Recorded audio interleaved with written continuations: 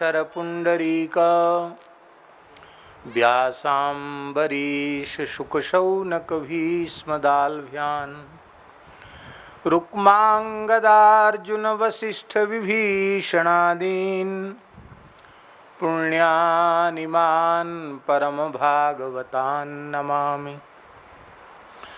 वाञ्छाकल्पतरुभ्यश्च कृपा सिन्धुभ्य एव च पतितानां पावनेभ्यो वैष्णवेभ्यो नमो नमः। सीतानाथ समारंभां श्रीरामानन्दार्य मध्यमाम् अस्मदाचार्यपर्यन्तां वन्दे गुरुपरम्पराम्। नमो गोभ्यः श्रीमतीभ्यः सौरभेभ्य एव च नमो ब्रह्मसुताभ्यश्च पवित्राभ्यो नमो नमः। नमामि गंगे तव पादपङ्कजं सुरासुरैर्वन्दित दिव्यरूपं भुक्तिं च मुक्तिं च ददासि नित्यं भावानुसारेण सदा नराणां। विष्णुपादाब्ज संभूते गंगे त्रिपथगामिनी ब्रह्मद्रवेति विख्याते पापं मे हर जाह्नवी दुःखं मे हर जाह्नवी। गंगा गंगेति यो ब्रूयात् योजनानां शतैरपि मुच्यते सर्वपापेभ्यो विष्णुलोकं स गच्छति। श्रीमन्तं श्रुतिवेद्यमद्भुतगुणग्रामाग्ररत्नाकरं प्रेयः स्वेक्षणसंसुलज्जितमही जाताक्षिकोणेक्षितं भक्ताशेषमनोभिवाञ्छितचतुर्वर्गप्रदं स्वरद्रुमं रामं स्मेरमुखाम्बुजं शुचिमहानीलास्मकान्तिं भजे। पृथ्व्यूहव्यूहभङ्गं विदधत् उर्वलशक्तिमान् सर्वकारी भूरिश्रेयः प्रतापो मुनिवरनिकरैस्तूयमानो विमानः। रक्षो दैत्यादिनाशी क्षुभितजलनिधर्लोकजल्लोकमान्यो धन्यो नो मंगलौघं सपदि सकुरुताद् रामशस्त्रास्त्रसंघः। ऐश्वर्यं यदपाङ्गसंश्रयमिदं भोग्यं दिगीशैर्जगच्चित्रं चाखिलमद्भुतं स्वगुणा वात्सल्यसीमा च या विद्युत्पुञ्जसमानकान्तिरमितक्षान्ति सुपदमेक्षणा दत्तान्नोऽखिलसम्पदो जनगजा रामप्रिया सानिशम्। भक्त भक्ति भगवंत गुरु चतुर नाम बपु एक इनके पद वंदन किए नाशें विघ्न अनेक। वंदौ गुरुपद कंज कृपा सिंधु नर रूप हरि महामोह तम पुंज जासु वचन रवि कर निकर। श्री राम जय जय राम श्री राम जय राम श्री राम जय जय राम श्री राम श्री राम जय जय राम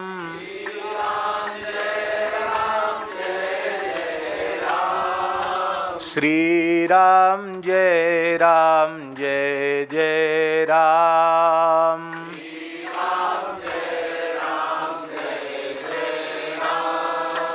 सीताराम जय सीताराम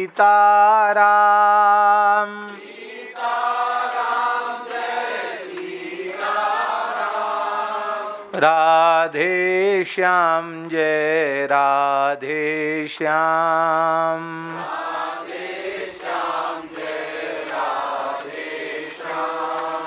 जय जय श्यामा जय जय श्याम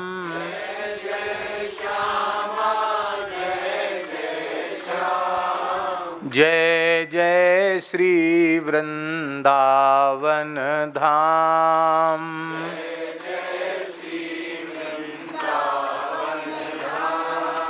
जय गौ माता जय गोपाल।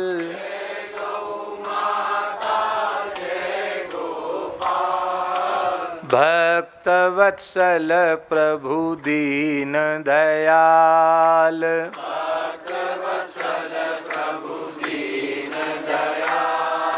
श्री राम जय जय राम।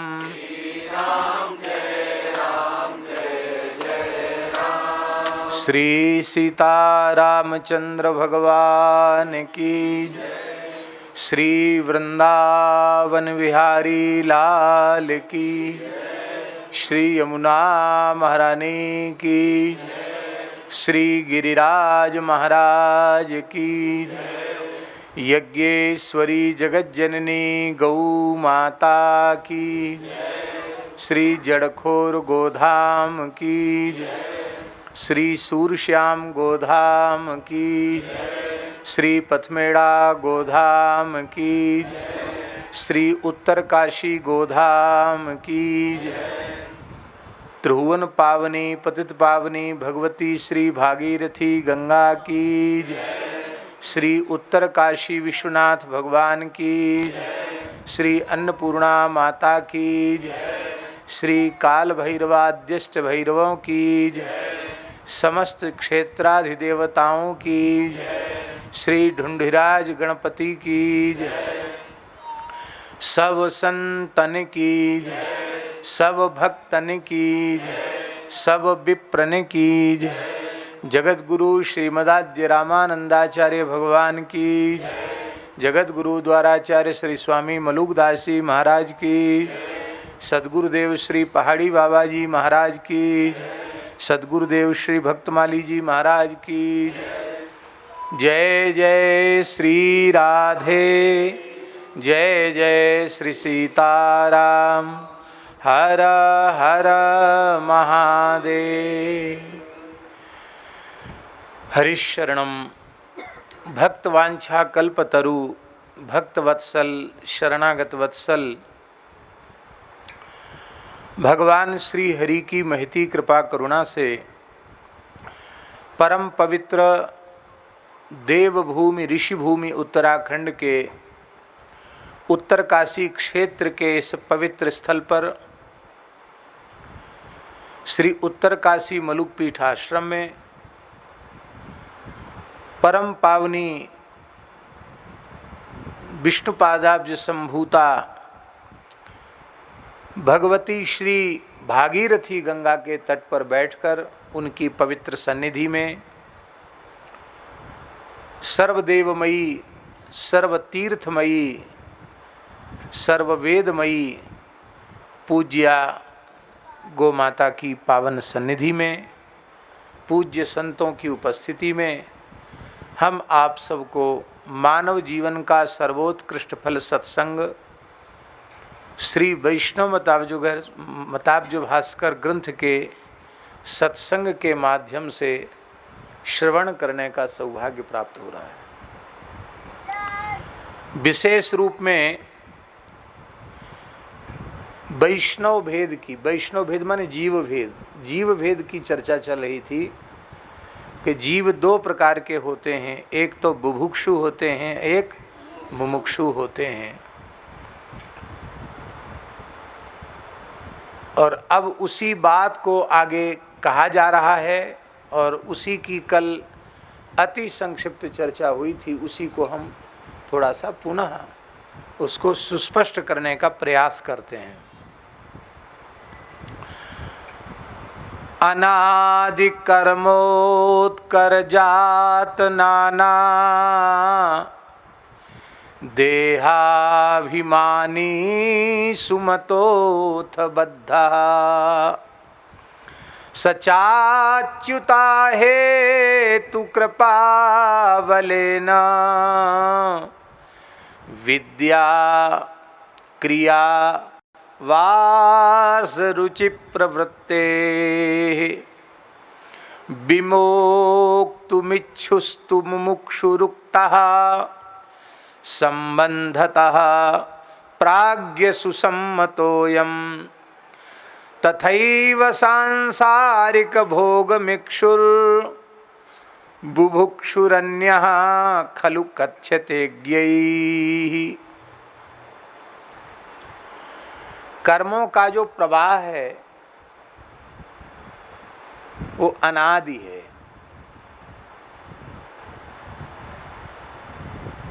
कर्मों का जो नदी का प्रवाह है, इसी तरह से कर्मों का प्रवाह अनादि है।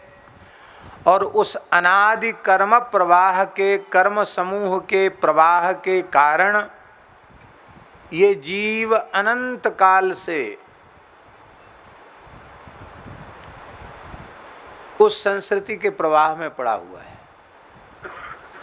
और कर्मानुसार अनेक प्रकार के भोग शरीर प्राप्त कर रहा है।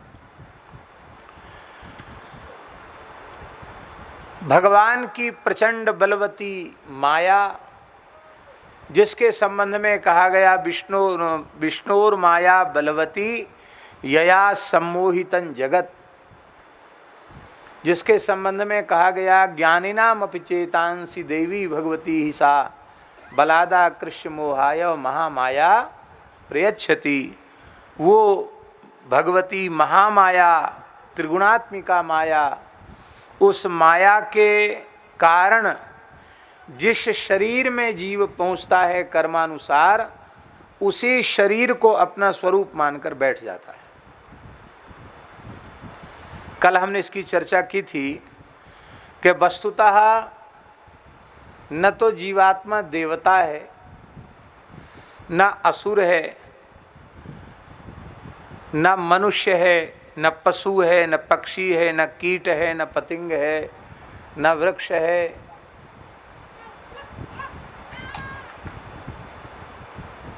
न स्त्री है, न पुरुष है, न ब्राह्मण है, न चांडाल है। जीवात्मा केवल और केवल भगवान का ही अंश है। भगवान अंशी हैं और जीवात्मा भगवान का अंश है। इसका सरलार्थ हुआ, मैं केवल भगवान का ही हूँ और केवल भगवान ही मेरे हैं। ये बात भगवान की कृपा से ही समझ में आती है। कैसी कृपा? अहेतु की कृपा। उस कृपा में कोई हेतु नहीं है। हमने कुछ किया हो, उसके बदले कृपा मिली हो, तब तो हेतु हो। भगवान बार बार कृपा करते हैं जीव पर और उसे देव दुर्लभ मानव जन्म प्रदान करते हैं।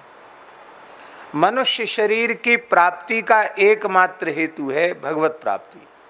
भगवान अपनी प्राप्ति के लिए ही उसे मनुष्य बनाते हैं, पर यह बात सबकी समझ में आती नहीं है। मैं मनुष्य हूं यह भी सब नहीं समझते। इतनी बात भी समझ में आ जाए तो जीवन बदल जाए।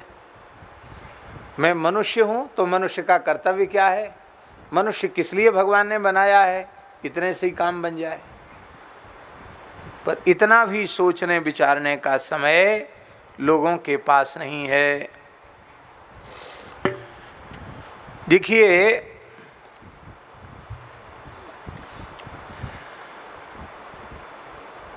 कर्म जो है ना, उसको हमारे वेदांत शास्त्र में क्षयिष्णु कहा गया। क्या कहा गया? क्षयिष्णु शब्द का अर्थ क्या है? उत्पन्न होकर नष्ट हो जाने वाला। कोई भी कर्म होता है, फिर पूरा हो गया, नष्ट हो गया। पहले उत्पन्न हुआ और फिर नष्ट हो गया। तो उत्पत्ति और विनाशशाली है कर्म। उत्पत्ति विनाशशाली है कर्म। पहले उत्पन्न होता है, फिर नष्ट होता है। इसलिए स्वरूपतः कर्म अनादि नहीं है। ध्यान में आई बात? नहीं आई?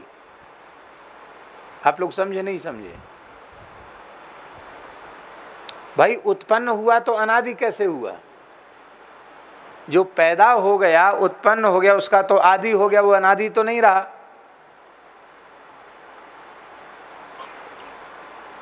और ज्ञानाग्नि दग्ध कर्माण तमाहु पंडितम बुधा, गीता जी में कहा गया,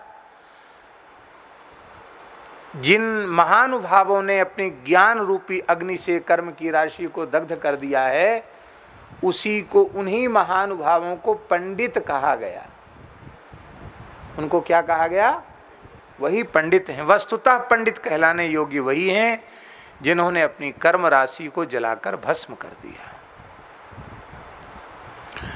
बड़ी विलक्षण बात यह है कि ज्ञानाग्नि जब उत्पन्न होती है तो फिर यह अपेक्षा बिल्कुल नहीं रहती कि कर्म राशि 1 जन्म की है कि 100 जन्म की है कि 1000 लाख करोड़ जन्म की है, उससे कोई लेना देना नहीं है। जिस क्षण ज्ञानोत्पत्ति होगी उसी क्षण कर्म राशि जल करके भस्म हो जाएगी। और वह ज्ञान यही है कि मैं केवल भगवान का हूं और केवल भगवान ही मेरे। चलो और सरल शब्दों में हम समझाते हैं। ज्ञान को ही लोग समझ कहते हैं। क्या कहते हैं? जिसको हमने ज्ञान कहा उसी को कहते समझ। समझ कहो चाहे ज्ञान कहो, एक ही बात है। एक ब्रज के महान रसिक हुए, उन्होंने कहा कि हमारे लिए तो इतनी ही समझ, माने इतना ही ज्ञान पर्याप्त है कि ठाकुर नंद किशोर हमारे ठकुरायन वृषभानु लली है। वो कहते हमें ज्यादा ज्ञान की जरूरत नहीं है, और को समझो या न समझो, हमको इतनी समझ भली है, ठाकुर नंद किशोर हमारे ठकुरायन वृषभानु लली है। इन्हीं को संत इस प्रकार से भी कहते हैं, और को समझो या न समझो, हमको इतनी समझ भली है, ठाकुर अवध किशोर हमारे ठकुरायन श्री जनक ललिए। भगवान ही हमारे हैं। स्वरूप विज्ञान इसको कहते हैं, स्वरूप विज्ञान। और स्वरूप विज्ञान होते ही जीव कर्म बंधन से मुक्त हो जाता है। तो कर्म उत्पत्ति विनाशशाली है, इसलिए स्वरूपता यह अनादि नहीं है, लेकिन इन कर्मों का जो प्रवाह है ये अनादि है। ध्यान में ही बात, कर्मों का प्रवाह अनादि है। देह से कर्म के कारण देह से संबंध, और देह से संबंध के कारण फिर से कर्म। कर्म के कारण देह से संबंध हुआ, कर्म ना होता तो देह ही क्यों मिलती? कर्म से देह मिला और देह से कर्म हुआ, फिर कर्म से देह मिला, फिर देह से कर्म। इसी को कहते प्रवाह। ये प्रवाह चला आ रहा है, और इस अनादि प्रवाह के कारण देवता, मनुष्य, पशु, पक्षी, लता, वृक्ष, न जाने कितने शरीरों में इसको जाना पड़ रहा है। और जिस शरीर में पहुंचता है उस शरीर को ही अपना स्वरूप माने आत्मा समझने लग जाता है। देवता के शरीर में पहुंचकर कहता है मैं देवता हूँ, मनुष्य के शरीर में पहुंच के कहता मैं मनुष्य हूँ, स्त्री के शरीर में पहुंच के कहता मैं स्त्री हूँ, पुरुष के शरीर में पहुंच के कहता मैं पुरुष हूँ, इत्यादि प्रकार से।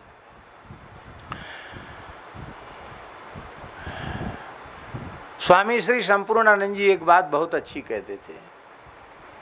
वो कहते थे परमात्मा मायिक उपाधियों से शून्य है, माने निरुपाधिक है। परमात्मा माया की उपाधियों से रहित है, माने निरुपाधिक है। तो निरुपाधिक भगवान की प्राप्ति के लिए आपको भी निरुपाधिक बनना पड़ेगा।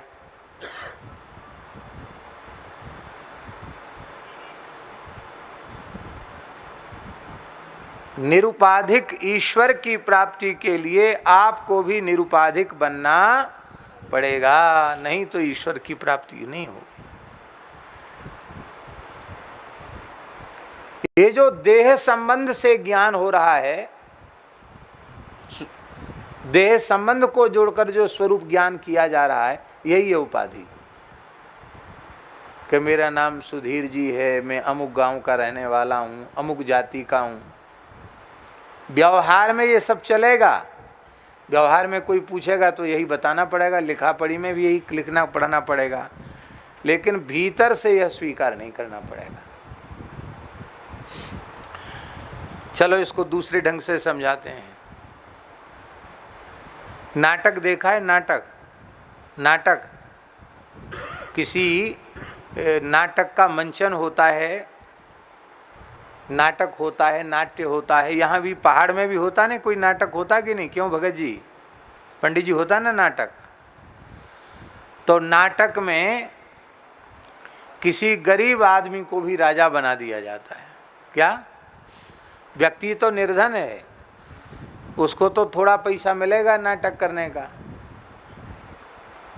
एक जो कुछ मिलेगा वो मिलेगा उसको, है वो आदमी गरीब।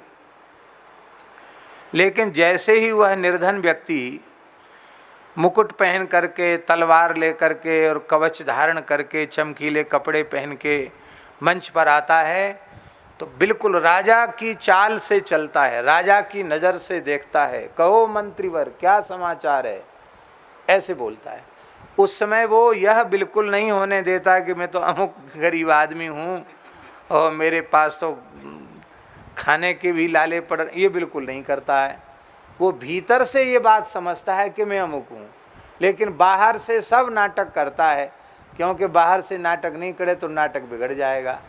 ऐसी संसार का नाटक बिगड़ जाए ऐसा काम भी मत करो, नाटक मत बिगाड़ो। नाटक को नाटक की तरह खेल लो, नाटक की तरह करो, पर भीतर से समझ रखो कि हम राजा नहीं हैं, हम तो अमुक ही हैं। भीतर से ये बात पक्की रहनी चाहिए कि हम केवल भगवान के अंश हैं और भगवान ही हमारे अंशी हैं। ये भीतर से बात पक्की रहे। एक महात्मा थे, हम पहले भी कह चुके हैं, ये मध्य प्रदेश में विदिशा क्षेत्र की बात है। बहुत अच्छे सिद्ध संत थे, बड़े नाम जापक महात्मा थे। अहरनिश भजन करते थे वो, और शाम को 1 घंटे वो बाहर पधारते थे, माने बाहर बैठते थे, लोगों से मिलते थे। पर 1 घंटे जब वो बैठते थे उस समय भी कोई चर्चा नहीं करते थे। तुम कहाँ से आए, कैसे हो, क्या है क्या ना, कोई मतलब नहीं। बस आके बैठते ही एक कोई व्यक्ति बढ़िया रामचरितमानस की चौपाई बाँचने लग जाता और उसकी जो हिंदी लिखी है वो पढ़ के सुनाने लग जाता, और वो प्रेम से सुनते रहते। 1 घंटा पूरा हुआ, बस बाबा जी अपनी कुटिया में चले गए, लोग अपने अपने घर चले जाते थे। कभी कोई अपने घर से कुछ प्रसाद ले आया तो प्रसाद बट गया, नहीं महात्मा तो अकिंचन थे, उनके यहाँ कोई प्रसाद बटने की व्यवस्था नहीं थी, दूसरे के यहाँ रहते थे वो तो महात्मा। तो एक दिन एक सज्जन सत्संग में आए और उनका छोटा बालक भी उनके साथ था। बालक बहुत अधिक चंचल था, बालक तो चंचल होते ही हैं, पर कोई कोई बालक अधिक चंचल होते हैं, बिल्कुल बंदर ही समझो उस बच्चे को। कभी किसी के कंधे पे चढ़ जाए, कभी लौट जाए, कभी किसी का कपड़ा खींचने लग जाए। अब लोगों को बड़ा विक्षेप होने लग गया, बाबा जी को भी विक्षेप हुआ। तो अब कोई तो डांट नहीं रहा था उसको, पर संत जी ने थोड़ी कड़ी ने, चंचलता नहीं करना, शांत बैठो। तो पहले तो उसने अपने पिता की ओर देखा, पिताजी जब कुछ नहीं बोले तो बच्चा रुआं सासा हो करके, क्योंकि बच्चों को तो माता पिता का बल होता है, पिताजी कुछ उनकी आंख इस तरह की होती तो बच्चा कुछ रोता कुछ करता, चुप हो गया, वो डर गया बेचारा। अब कथा तो पूरी हो गई। हाँ, उन्होंने पूछा महात्मा जी ने, बच्चा किसका है? तो उन्होंने हाथ जोड़ के कहा, महाराज आपका ही है, आपका बच्चा है। ठीक है, बैठ जाओ, शांत शांत, ठीक से बैठो। बैठ गया। और जब कथा पूरी हुई, सब जाने लगे, वो बच्चा भी बेचारा घबराया हुआ था, पहली बार तो आया था, छोटा बच्चा था, 4-5 साल का रहा होगा। जैसे बच्चा उठने लगा, सोई महात्मा जी ने उसका हाथ पकड़ लिया। तो जैसे ही पकड़ा हाथ तो बच्चा जोर से चिल्लाया, रोया। वैसे ही लोग डरा देते हैं कि दाढ़ी वाला बाबा जी आएगा, झोली में धर के ले जाएगा। अब वो बच्चा बेचारा जोर से चिल्लाया, रोया, तो उसके पिता को अच्छा नहीं लगा। उनका आप कैसे महात्मा हैं, पहले तो आपने इतनी जोर से डांट दिया कि बेचारा डर गया, अब फिर आप इसका हाथ पकड़ रहे हैं, क्या बात है।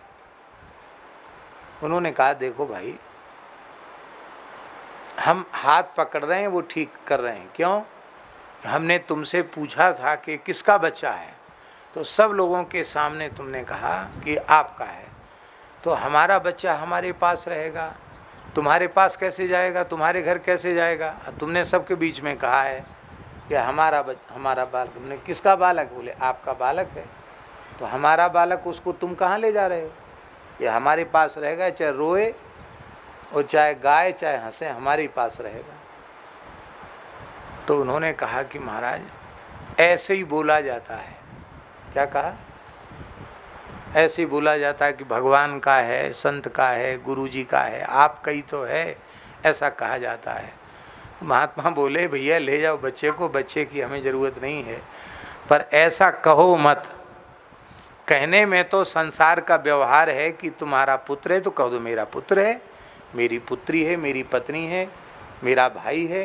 कहने में क्या, सही बात तो यही है कि नहीं व्यवहार में, लेकिन भीतर से यह मानो यह भगवान का है, संत का है, गुरु का है, हमारा नहीं है। भीतर से मानो, तो भीतर से तो मान रहे हो मेरा है और बाहर से बोल रहे हो कि आपका, ये गड़बड़ बात है, ठीक नहीं। यही बात हम लोगों की है। भीतर से तो हम लोग कहते हैं कि हम संसार के हैं, शरीर के हैं, और बाहर से बोलते हैं रट्टू तोता की तरह। जब सत्संग की बातें रट जाती हैं तो रट्टू तोता की तरह बोलते हैं हम तो केवल भगवान के हैं, केवल भगवान हमारे हैं।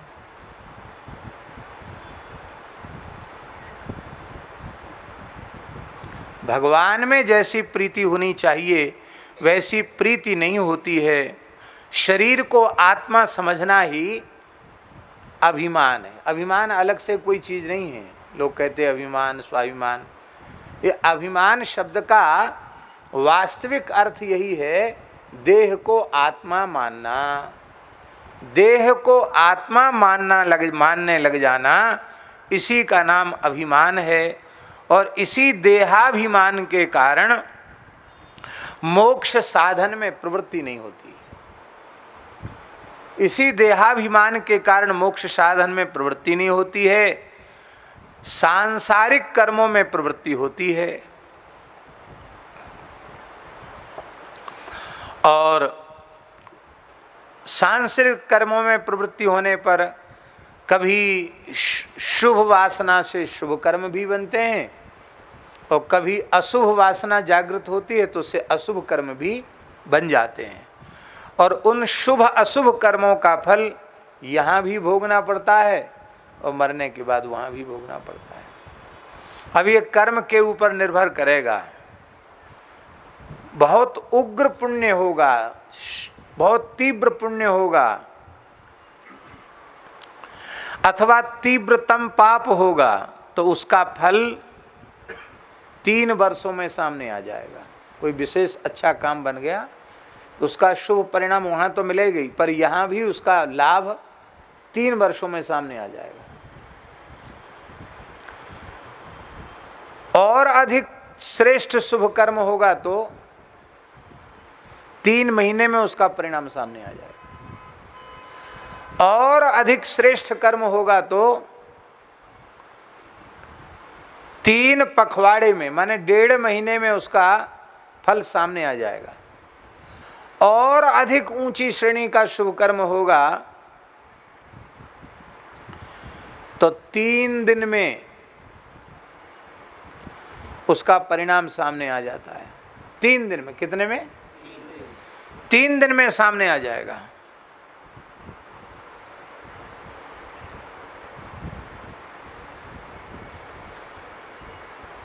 ये तो कर्म सिद्धांत भगवान व्यास बता रहे हैं, पर हम व्यास भगवान का ही स्मरण करके कह रहे हैं कि सत्संग ऐसा कर्म है जो जीव को बड़ी सरलता से कर्म बंधन से खोलता है और सत्संग से बढ़कर कोई शुभ सत्कर्म नहीं है।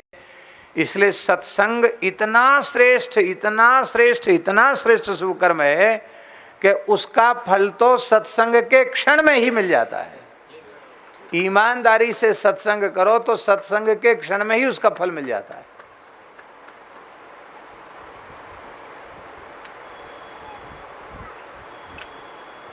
बड़ी बड़ी विलक्षण अनुभूतियां सत्संग, श्रद्धा पूर्वक सत्संग करने वालों को बड़ी बड़ी विलक्षण अनुभूतियां सहज ही हो जाती हैं, स्वाभाविक रूप से हो जाती हैं। ठीक इसी प्रकार से पाप कर्म का भी फल है। 3 वर्ष अथवा उससे भी बड़ा पाप होगा तो 3 महीना, नहीं तो 3 पखवाड़े माने 1.5 महीना, और नहीं तो 3 दिन में सामने आ जाएगा। और भयंकर से भयंकर पाप होगा तो तत्काल भी सामने आ जाता।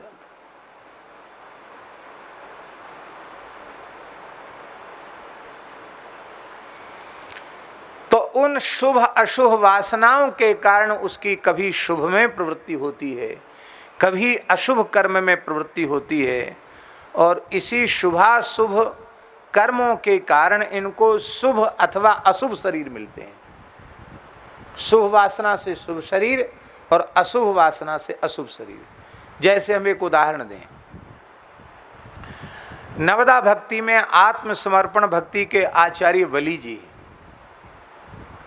परम भक्त प्रहलाद जी के पौत्र, चरित्र आप सबको मालूम है। और उनकी बेटी रत्नमाला, वो भी परम भक्ता ही थी। भक्ता न होती तो भगवान को देखकर उसके मन में वात्सल्य क्यों जगता।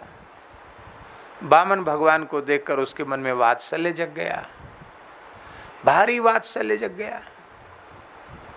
और जैसे भगवान ने विराट होकर के बलि को बांध लिया, उसका सर्वस्व छीन लिया, थोड़ी कठोरता दिखाई, तो वो शुभ भाव जो था वो एकदम परिवर्तित हो गया, एकदम अशुभ भाव बन गया। अरे बोले, इतना दुष्ट है ये, इसको दूध पिलाने की इच्छा हमारे मन में थी, दूध क्या, इसको तो जहर पिला के मार देना चाहिए।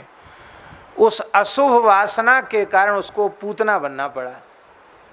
पर भगवान ने भक्त संबंध का विचार किया कि भैया तेरा बाप बड़ा भक्त था, तेरे बाप का बाप बड़ा भक्त था, तू भक्त के खानदान की बेटी है और पहले तूने शुभ वासना की, इसलिए कोई बात नहीं, हम तो दूध भी पिएंगे और तुझे माता की गति भी प्रदान करेंगे। तो जो इसीलिए इससे हमें प्रेरणा लेनी चाहिए कि हमें मन में कभी अशुभ वासना नहीं करनी चाहिए, हमारे मन में सदा शुभ वासना ही रहनी चाहिए। क्योंकि जो व्यक्ति जैसा सोचता है फिर धीरे धीरे वह वैसा ही करने लग जाता है, वैसा ही हो जाता है। इसलिए हमेशा शुभ सोचना चाहिए।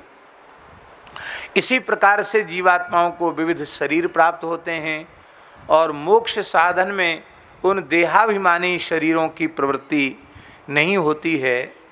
बृहदारण्यक उपनिषद में कहा गया है कि सत्कर्म करने वाले को साधन के योग्य शरीर प्राप्त होता है, पाप कर्म करने वाले को साधन से हीन शरीर प्राप्त होता है, निम्न शरीर प्राप्त होता है। अब साधन के लिए उपयुक्त शरीर क्या है, कौन सा शरीर है? हाँ, मनुष्य शरीर।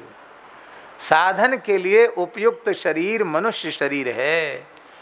दूसरे शरीरों से साधन संभव नहीं है, मनुष्य शरीर से साधन संभव है। देखो, आप दूसरे भाव में मत लेना। शास्त्र की दृष्टि से गौ माता जो है ना, वो सर्वदेवमयी, सर्वतीर्थमयी, सर्ववेदमयी है, विश्वरूपा है, भगवत स्वरूपा है। किसके लिए? जो शास्त्र वचनों में श्रद्धा करते हैं उनके लिए। अब यहाँ ठाकुर जी की गैया चल रही है सामने, कभी सामने उधर चलती, कभी इधर, घंटी भी धीरे धीरे बजती रहती है। यहाँ की जो बद्री गाय है। बड़े से बड़े संसार के महात्मा के भी मलमूत्र अशुद्ध ही होते हैं, शुद्ध किसी का मलमूत्र नहीं होता है। पर गाय का मूत्र, गाय का गोबर, उससे पंचगव्य बनता है और पंचगव्य संपूर्ण पापों का नाश करता है, देह को पवित्र करता है, देह को शुद्ध करता है पंचगव्य।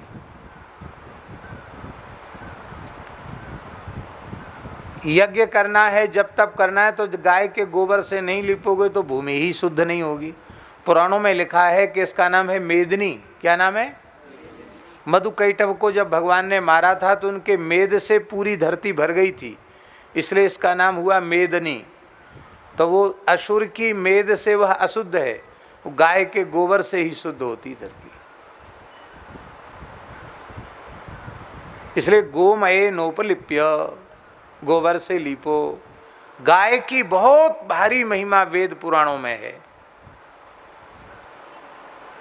पर वह गाय यहाँ बैठकर सत्संग नहीं कर सकती, वो प्रश्न नहीं कर सकती, वो अलग से कोई साधन नहीं कर सकती।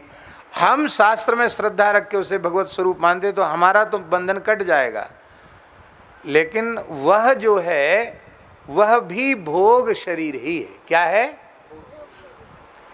इस दृष्टि से मनुष्य का शरीर भगवान की संपूर्ण सृष्टि में मनुष्य का शरीर सबसे श्रेष्ठ है, क्योंकि वह अपने कल्याण का साधन कर सकता है। दूसरे शरीरों में अपने कल्याण का साधन करने की पात्रता नहीं है।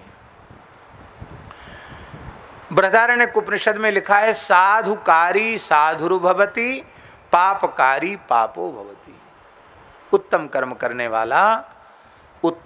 करने वाला सज्जन पुरुष साधु पुरुष होता है, पाप करने वाला, पाप कर्म करने वाला पाप योनियों में जाता है। तो मनुष्यों में भी कई शरीर ऐसे होते हैं जो देखने में तो मानव शरीर के जैसे लग रहे हैं, लेकिन वो साधन के लिए उपयुक्त नहीं है।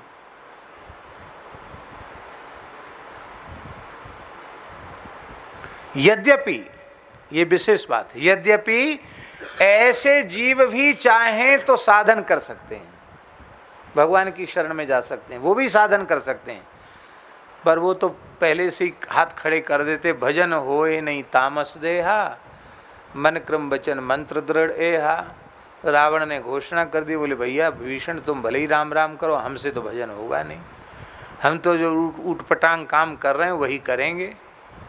तो फिर इतने बड़े तुम पंडित हो, विद्वान हो, उत्तम कुल पुलस्त करनाती, शिव विरंच पूजे बहुभांति, तुम्हारा कल्याण कैसे होगा?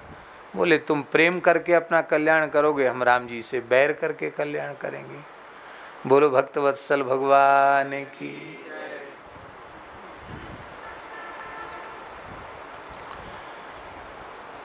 बद्ध आत्माओं के विविध योनियों में जन्म की श्रृंखला चलती रहती है और मोक्ष पर्यंत कर्मजन्य सुख दुख अवर्जनीय हैं। जब तक मोक्ष नहीं हो जाएगा तब तक न तो शरीरों की परंपरा रुकेगी और न तब तक सुख की अथवा दुख की निवृत्ति होगी, तब तक सुख दुख का झमेला बना ही रहेगा। देखो ऋक् संहिता में लिखा है, मुंडक उपनिषद की श्रुति है, द्वा सुपर्णौ सयुजा सखाया समानम वृक्षम परिशस्व जाते तयोरन्यः पिप्लम स्वादवत्ती अन्यो अनसनन अभिचाकशीति।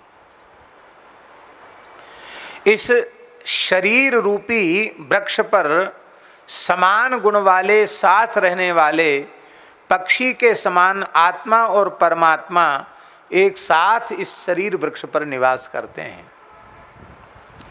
उनमें जो आत्मा है, आत्मा का अर्थ यहाँ जीवात्मा, जीवात्मा है वो कर्म फल को भोगने वाली है, और जो परमात्मा है अनसनन, अनसनन में वो किसी कर्म फल का भोगता नहीं है और बिना कर्म फल भोगे चमकता रहता। बिना खाए पिए आप चमक नहीं सकते। एक निर्जल एकादशी में लोग मुरझा जाते हैं, लेकिन भगवान को कुछ खाने पीने की जरूरत नहीं है, वे अपने आप चमकते रहते हैं। तो इस प्रकार से जीवात्मा बद्ध है, इस बात को वेद की ऋचाएं कह रही हैं। उपनिषद कह रहा है कि जीवात्मा बद्ध है, अज्ञान के कारण, अज्ञान कर्म के कारण जीवात्मा बद्ध होता है और उसके ज्ञान गुण का संकोच हो जाता है। यद्यपि जीवात्मा ज्ञान गुण वाला है, किंतु अनादि कर्म रूप अज्ञान के कारण उसके ज्ञान रूप गुण का संकोच हो जाता है, माने अपने स्वरूप की विस्मृति उसे हो जाती है, और मुक्त जीव अज्ञान से रहित हो जाता है, इसलिए उसके ज्ञान गुण का संकोच नहीं होता है, उसके ज्ञान गुण का विकास हो जाता है और वह अपने विभु स्वरूप का बोध प्राप्त कर लेता है और जीते जी मुक्त हो जाता है। मरने के बाद मुक्त होने की आवश्यकता भी नहीं रह जाती है। जीव के बंधन का कारण क्या है? जीव के बंधन का कारण है अनादि पुण्य पाप रूप कर्म।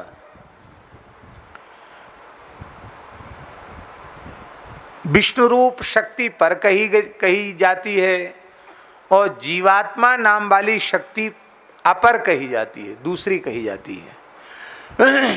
और कर्म वाली जो शक्ति है वो तीसरी शक्ति कही जाती है, इसको अविद्या शक्ति कहते हैं।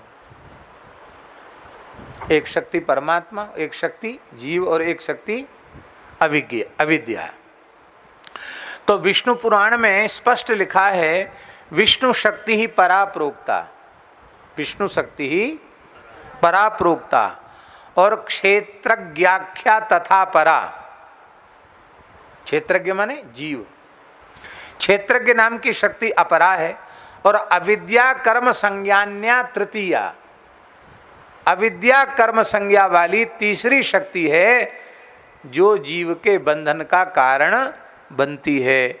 और इसी अविद्या से जब जीव मुक्त होता है तो अविद्यया मृत्युम तीर्त्वा विद्यया मृत मश्नुते, अविद्यया मृत्युम तीर्त्वा, इस मंत्र में भी कर्म के लिए ही अविद्या शब्द का प्रयोग किया गया है, कर्म को ही अविद्या कहते हैं। देखो, एक सिद्धांत है समानता का सिद्धांत। ये कोई केवल कथानक नहीं हो रहा है, इसलिए थोड़ा सैद्धांतिक चर्चा होने से थोड़ी सी क्लिष्ट है, लेकिन कोई कठिन नहीं है, ठीक से सुनेंगे समझेंगे तो सबकी समझ में आएगी। एक सिद्धांत है समानता का सिद्धांत। किसका सिद्धांत? समानता का। और आजकल के पढ़े लिखे लोग इसके पीछे पड़े हैं,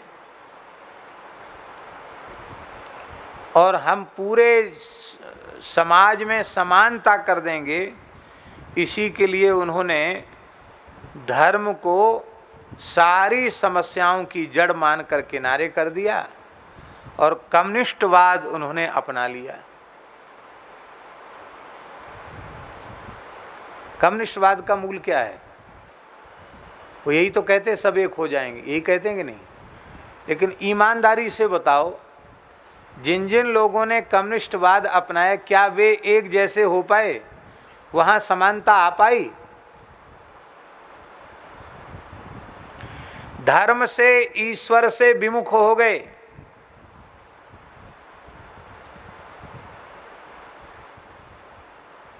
कम्युनिस्ट देशों की क्या दुर्दशा है उसे हमें कहने की आवश्यकता नहीं।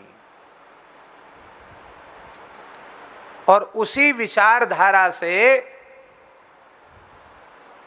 एक बड़ी हिंसक विचारधारा का जन्म हो गया, जो नक्सलवाद। नक्सलवाद जो है उसी विचारधारा से उत्पन्न हुआ है।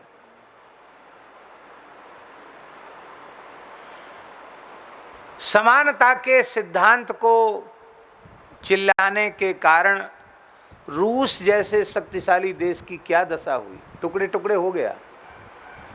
हम लोगों के सामने की बात है, कोई बहुत पुरानी बात नहीं है। कितने साल हो गए रूस का जब विखंडन हुआ, कितने साल हुए हैं? हाँ, 92 में हुआ। उसके पहले क्या ताकत थी रूस की?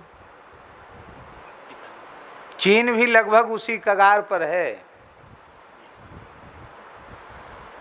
भीतर से तो बिखर गया, लेकिन वो जबरदस्ती की दादागिरी कहते हैं ना, कि नहीं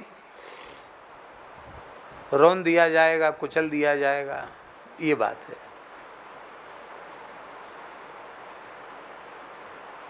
समानता का सिद्धांत हमारे वरिष्ठ अधिवक्ता बैठे हैं, जोशी जी पीछे आकर विराजे हैं।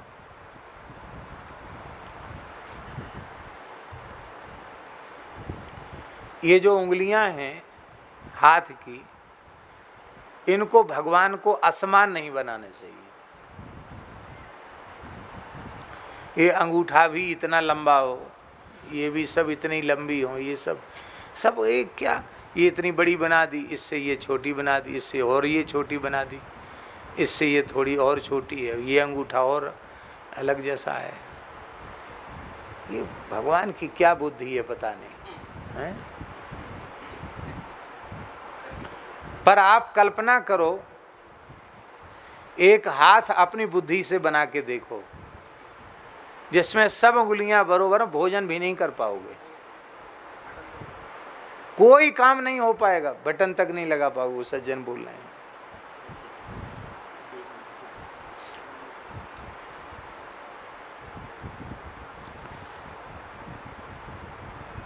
बाह्य दृष्टि से विषमता रहेगी रहेगी रहेगी, उसको कोई मिटा नहीं सकता, क्योंकि वह पूर्वकृत कर्मों से जन्य है।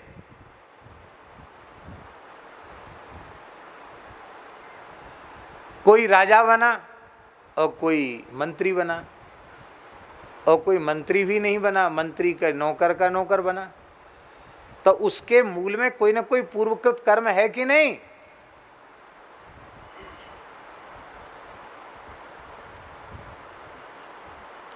इसीलिए कर्मजन्य शरीर होने के कारण कभी समानता संभव नहीं है। एक बात, वैसे तो लोग कहेंगे कि ये कहने लायक बात नहीं थी, पर हम तो बाबा जी लोग हैं, जो मन में आता सो कह देते हैं, किसी को अच्छा लगे चाहे बुरा लगे। हमारे पूज्य गुरुदेव पहाड़ी बाबा महाराज के एक सिद्ध गुरुजी थे, परम पूज्य परमहंस स्वामी श्री रामानुजदास जी महाराज, सिद्ध पुरुष थे। माने उनके संबंध में हम क्या कहें, कैसे विलक्षण महापुरुष थे। एक छोटी सी बात हम सुनाते, उससे उनकी विलक्षणता पता चल जाएगी वो कैसे थे। हमारे पूज्य गुरुदेव पहाड़ी बाबा महाराज के मन में भाव जगा कि हम जिस लिए घर द्वार परिवार छोड़ के साधु बने, अभी वो काम तो हुआ नहीं, भगवत साक्षात्कार या आत्म साक्षात्कार तो हुआ नहीं, और खाक चौक में महंत और बन गए। ये बात है सन 32 की। किस सन की बात है? सन 1932 में महाराज जी पहाड़ी बाबा की गद्दी पर महंत पद पर विराजमान हुए थे। बोले बताओ, ये और चक्कर पड़ गया महंती का कि बस अब इसी को संभालो करो। गुरु महाराज तो भगवत लीला चले गए, काम तो बना नहीं। तो महाराज जी के गुरु भाई संभालते थे, स्थान में रहते थे। महाराज जी कभी कभी बाहर चले जाते थे। उनका नाम सीताराम दास जी था, बड़े अच्छे संत थे, सीधे साधे महात्मा थे। तो महाराज जी ने सोचा कि हम चले भी जाएंगे तो ये तो अपना सेवा संभाल ही रहे हैं, और कलकत्ते से उस जमाने में अंग्रेजी शासन था, 1932 की बात है। उसी समय कलकत्ते के सेवकों ने एक ट्रस्ट बना दिया था, और वो ट्रस्ट बनाकर एक खाता डाकघर का खाता बना दिया था। उसमें पैसा कुछ जमा था, उससे 36 रुपये महीना खाक चौक में आता था। कितना? पर वो उस जमाने का 36 रुपया हल्ला था कि भाई वहाँ तो कलकत्ते से पैसा आता है। 36 रुपये में पूरा स्थान का खर्च चल जाता था और कुछ पैसा बच भी जाता था, ऐसा था। इतना सस्ता जमाना था। माने 1 रुपये के, महाराज जी बताते थे कि 32 सेर चना जब 1 रुपये के हो गए, माने 32 किलो, 1 रुपये के 32 किलो चना जब हो गए, 32 सेर हो गया, तो लोग हल्ला मच गया। बोले भैया अब चना खाना छोड़ना पड़ेगा, महंगा हो गया चना। क्यों? 1 रुपये का 32 सेर आने लग गया। पहले तो 1 रुपये का मन भर चना आ जाता था, 1 मन चना 1 रुपये में। ऐसा सस्ता जमाना था।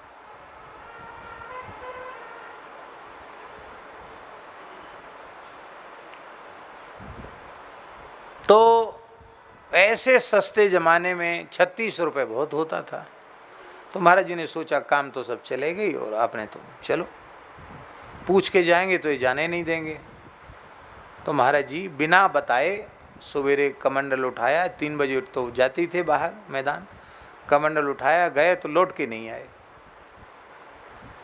मन में पता नहीं क्या धुन सवार हुई कि कागभुषुंडी जी को पूर्व जन्म में महाकाल में ही कृपा हुई, हम तो अब महाकाल की ओर जाएंगे। तो सीधे उज्जैन की ओर चल पड़े, महाकाल की तरफ। इस भाव से कि कोई परिपूर्ण महापुरुष मिले जो हमें ऐसी कृपा करें कि हमारा जीवन सफल हो जाए। तो देवास है उज्जैन के पास, देवास के जंगल की में महाराज चल रहे थे और एक पुराना शिवालय मिला,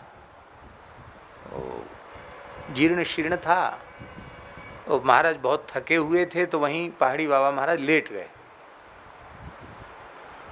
तो बहुत थके होने से बहुत जल्दी नींद आ गई। थोड़ी ही देर में बड़ी जोर का डमरू बजा और जैसे भक्क से उजेला हो जाए ऐसे पूरे मंदिर में प्रकाश हुआ। और महाराज जी की जटा पकड़कर किसी ने खींचा, तो महाराज जी को जटा पकड़ के उठा के, लेटे थे महाराज जी को जटा पकड़ के उठा के बिठा दिया। महाराज जी ने देखा तो साक्षात भूत भावन भगवान शिव, कर्पूर गौर भगवान शंकर का भस्मोद्धूलित सर्वांग और त्रिशूल डमरू लिए हुए भगवान शंकर, व्याघ्र चर्म गज चर्म भगवान धारण की, बिल्कुल दिव्य स्वरूप शंकर जी। महाराज जी कहते हैं इन आंखों से प्रत्यक्ष देखा शिव जी को। और उन्होंने कहा है बच्चा तेरा मनोरथ पूर्ण होगा, यहाँ से उत्तर दिशा की ओर चला जा। कह के शिव जी अंतर्धान हो गए। अब बोले हमने निश्चय किया कि जब तक उत्तर दिशा में ऐसे महात्मा नहीं मिलेंगे तब तक हम चलते ही रहेंगे। महाराज जी उत्तर की ओर चल पड़े। कैसे चले उत्तर की ओर आप समझते हैं?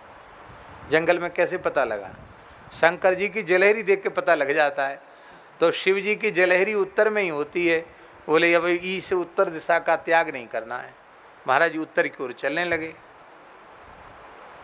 और रात का समय था, क्योंकि अर्धरात्रि को ये लीला हुई थी। तो सुबेरे ठंड का समय था, क्यों कार्तिक मास पूरा करके महाराज जी पहाड़ी बाबा का भंडारा करके अगहन में चले थे वहाँ से। तो पैदल कहाँ तक, पैदल में तो समय लगता है, तो समय भी लग गया था, सर्दी भी थी ही। महाराज जी चले जा रहे थे तो एक छोटा सा बालक उनको मिला, जिसकी आयु लगभग 5 वर्ष की रही होगी, नंगा, कोई शरीर पर कपड़ा नहीं। तो महाराज जी को बड़ा आश्चर्य हुआ कि हम तो एक कमरिया कंधे पे डाले हैं, एक अचला भी पहने हैं, और ये छोटा बच्चा इतनी ठंड में नंगा, एकदम उघारा, कुछ नहीं, कोई कपड़ा नहीं, कुछ नहीं शरीर पर, बड़ा सुंदर बालक। तो बोले हमने देख के उसको कहा कि बालक भगवान यहाँ कोई महात्मा रहते हैं? तो बोले हाँ, सीधे चले जाओ उत्तर की ओर, एक ऐसे महात्मा हैं जो मिट्टी छू दें तो मिस्री बन जाए। क्या कहा? तो मिश्री बन जाए। कह के वो बालक भी चला गया, अंतर्धान हो गया। महाराज जी वहाँ पहुँचे तो उनको उन महापुरुष का दर्शन हुआ। एक चमेली की लता थी, उस पर उनके जटा फैले हुए थे और वो भी एक गुदड़ी थी, तिलक विलक कुछ नहीं था, ऐसी मस्त परमहंस की तरह पड़े थे। महाराज जी ने जाकर प्रणाम किया, मन में सोचने लगे, जंगल का तो समय सुबेरा हो गया था, 5 बज रहे होंगे। तो महाराज जी ने सोचा कहीं कोई अघोरी महात्मा तो नहीं है, अघोर पंथ वाले तो नहीं है। थोड़ा मन में संकोच था। बोले बालक भगवान आप ठीक आए हो, ये कुआं है इसमें स्नान कर लो, स्नान करके मेरे पास आकर बैठो। महाराज जी आकर बैठ गए स्नान करके। तो बोले, अब महाराज जी के जीवन को उन्होंने बताना शुरू किया कि तुम्हारा विप्र कुल में, अमुक जिले में, अमुक गांव में, अमुक परिवार में, अमुक गोत्र में जन्म हुआ और ऐसे ऐसे तुमने घर छोड़ा और वहाँ तुमने दीक्षा ली और अब तक इतना साधन कर चुके हो। मार्ग में तुम्हें भगवान शिव का दर्शन हुआ, शिव जी ने हमारे पास पहुँचने का संकेत किया। इसके बाद जो मार्ग में बालक मिला वो साक्षात सनकादिकों में से सनत कुमार भगवान थे, वहीं चरण पकड़ लेते तो तुम्हारा काम बन जाता। अब तुम यहाँ आए हो। तो महाराज जी मन में सोचने लगे कि कई बार कोई भूत ऊत की विद्या भी सिद्ध करने वाले लोग सब बता देते हैं। मन में शंका संदेह थी, तो मन में जैसी आए तो बोले ए शंका संदेह मत कर। हाँ, जो उन्होंने कहा ना कि मिट्टी छू दें तो मिश्री हो जाए, उसका अर्थ तुझे पीछे समझ में आएगा, ये कहा उन्होंने। और तत्काल अपनी कृपा शक्ति से उन्होंने आत्म साक्षात्कार कराया। साधन बताए, फिर साधन महाराज जी ने बहुत लंबे समय तक किया, लेकिन एक बार आत्म साक्षात्कार, ब्रह्म साक्षात्कार, भगवत साक्षात्कार अपनी शक्ति से उन्होंने समाधि कराई। और सब कुछ महाराज जी कहते, एकांत में कई बार स्मरण करके उनका गदगद हो जाते थे। वो कहते थे कि अब समझ में आता है कि मिट्टी मिश्री होना क्या है। ये शरीर मिट्टी है और इसी में निरंतर ब्रह्मानंद का अनुभव होना, इसी का नाम है मिट्टी का मिश्री हो जाना। गुरु महाराज की कृपा से अब ये मिट्टी मिश्री हो गई है। कहते थे मैं कितने आनंद में, आनंद के समुद्र में हिलोरें लेता रहता हूँ, ये वाणी से बोल नहीं सकता। ऐ महाराज जी कई बार कहते थे। तो ऐसे संत थे परमहंस श्री रामानुजदास जी महाराज। महाराज जी भी उनके साथ ही थे। देश स्वतंत्र हो गया तो एक नेता थी सरोजनी नायडू, नाम सुना होगा आपने। नेहरू जी के समय की कांग्रेस की बड़ी नेत्री थी वो। तो महाराज जी भी थे और कुछ कलकत्ते के सांसद वगैरह भी थे। तो उन लोगों ने महाराज जी को, तो महाराज जी के गुरुजी भी गए वहाँ। तो वहाँ मुखर्जी एक साहब थे, उनके यहाँ महाराज रुके थे। तो वहाँ शाम को सब सांसदों की, नेताओं की जैसे बैठक होती ना, बैठक हो रही थी। तो उसी समय ये चर्चा छिड़ गई थी कि भाई देखो अब देश स्वतंत्र हो गया, अब सब समान हो जाना चाहिए, स्त्री पुरुष की समानता हो जाना चाहिए। आज भी स्त्री पुरुष में समानता नहीं है, असमानता है। तो खूब चर्चा आपस में होती रही। अंत में लोगों ने, महाराज जी संत वेश में थे, तो महाराज बाबा आप बताओ क्या आपका विचार है, पहाड़ी बाबा आप बताओ। तो महाराज जी हंसने लगे। महाराज जी बोले कि हम क्या बताएं, हम तो पढ़े लिखे नहीं, हमारे गुरु जी से पूछ लो। महाराज जी बैठे थे। तो अच्छा महाराज जी आप ही बताओ, गुरु जी आप बताओ क्या बात है। तो बोले भाई देखो हम तो साधु हैं,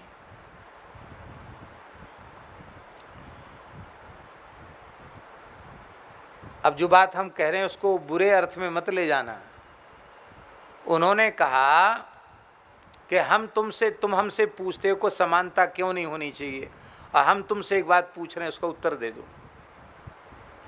ये बात सरोजनी नायडू से कही उन्होंने क्या बोले? एक पुरुष 10 स्त्रियों के निकट जाएगा तो कितनी संतान होगी?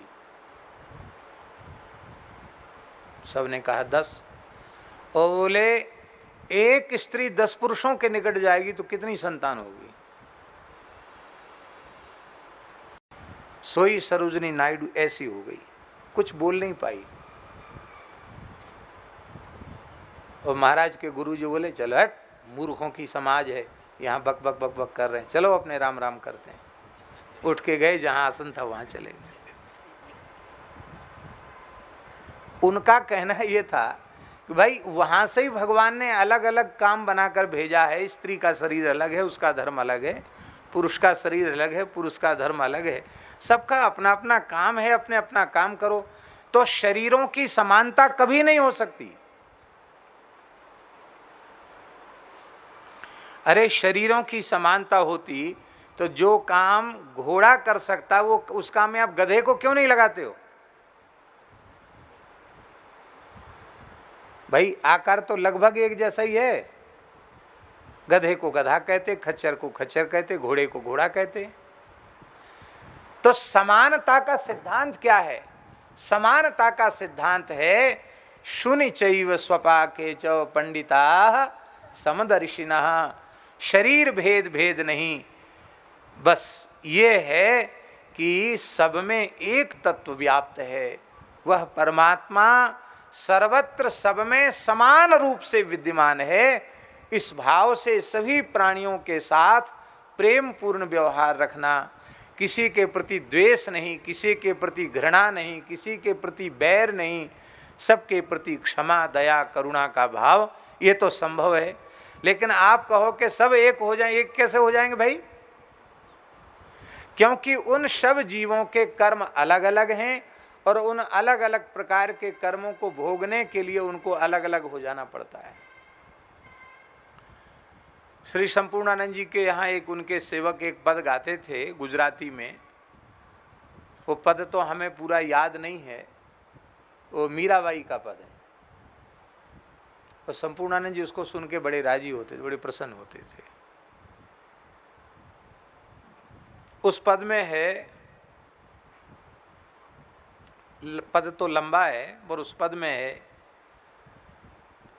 एक मायेनु बेबे बेटड़ा जी, माने एक माँ के 2 पुत्र हैं। और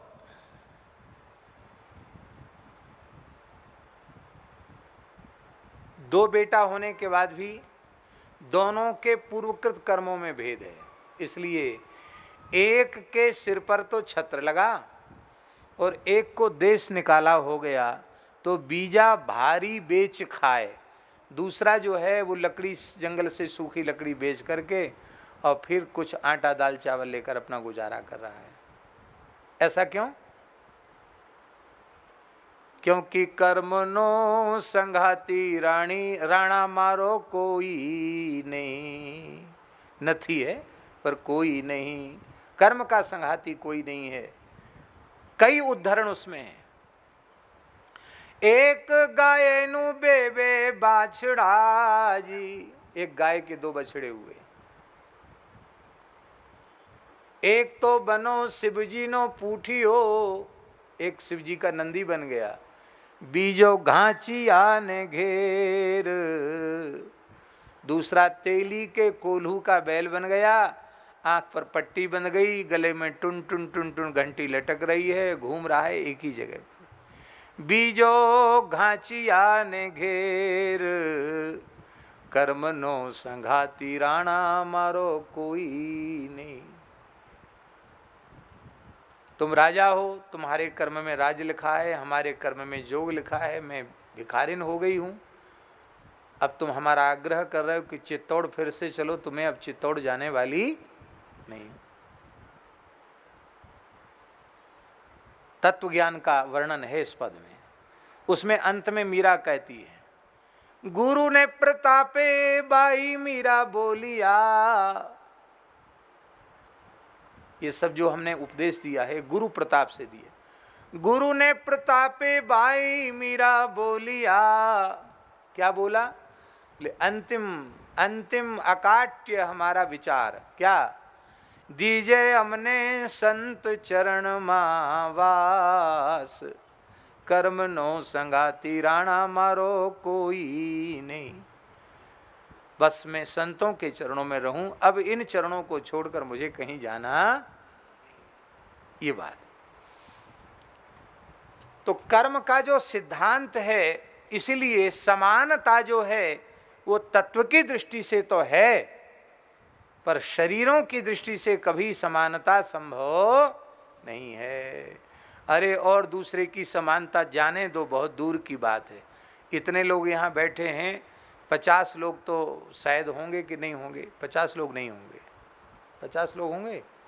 होंगे। 50 लोगों में सबकी नाक अलग अलग तरीके की है, देख लो। और अंग तो जाने दो, सबकी नाक अलग अलग जैसे। आप नहीं तो एक दूसरे की नाक देख लो। कितने सांचे हैं भगवान के पास, हैं? कितने सांचे हैं भगवान के पास, कैसी कलाकारी है भगवान की। तो भैया जब एक जैसे दिखने वाले मनुष्यों में सबकी नाक भी एक जैसी नहीं है, तो सब एक जैसे कैसे हो सकते हैं? इसलिए शरीर एक जैसे नहीं, शरीर तो कर्मानुसार हैं, पर उनमें तत्व रूप में विद्यमान परमात्मा सब में एक जैसा ही है।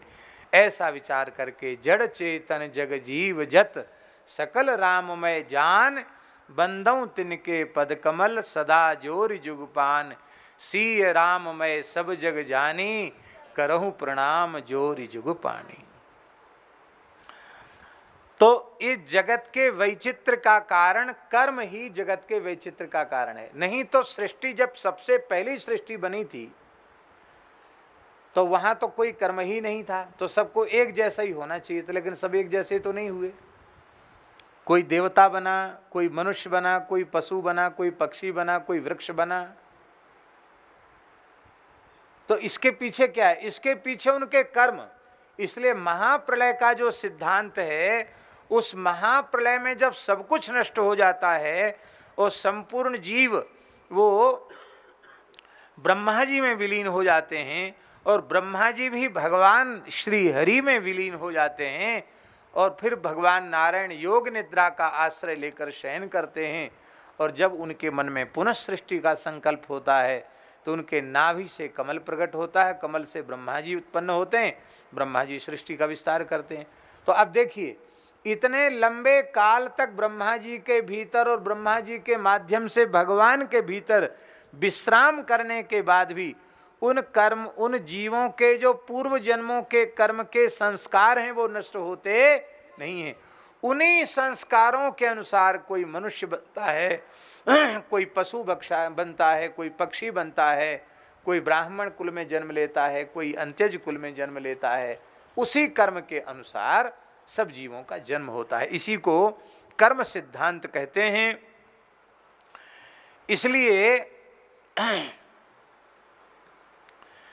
कोई जन्म से सुखी होता है, कोई जन्म से दुखी होता है। निर्विशेषाद्वैतवादी विद्वानों के द्वारा स्वीकृत कर्म से भिन्न अविद्या और सांख्यवादियों के द्वारा स्वीकृत अविवेक बंधन के कारण नहीं हो सकते। इसलिए नहीं हो सकते क्योंकि ये सबके प्रति समान होने से जगत वैचित्र की संगति बैठेगी ही नहीं। जगत वैचित्र की संगति तो कर्म सिद्धांत को स्वीकार करने से ही बनेगी, बैठेगी। इसलिए कर्म ही सभी के मत में मान्य है, और शास्त्रों में बंधन के कारण के प्रसंग में इसी कर्म को ही अविद्या नाम से कहा जाता है। इस कर्म का ही नाम अविद्या है। अब देखो, शास्त्रों में ज्ञान से जब ज्ञान उत्पन्न हो जाता है तो बंधन का कारण जो अविद्या है उसकी निवृत्ति हो जाती है। ज्ञान से बंधन के हेतु अविद्या की निवृत्ति हो जाती है।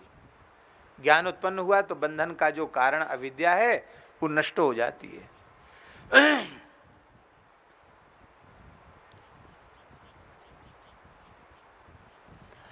अब कर्म को बंधन का हेतु मानोगे आप तो ज्ञान से उसकी निवृत्ति होगी नहीं, कर्म की निवृत्ति तो होगी नहीं।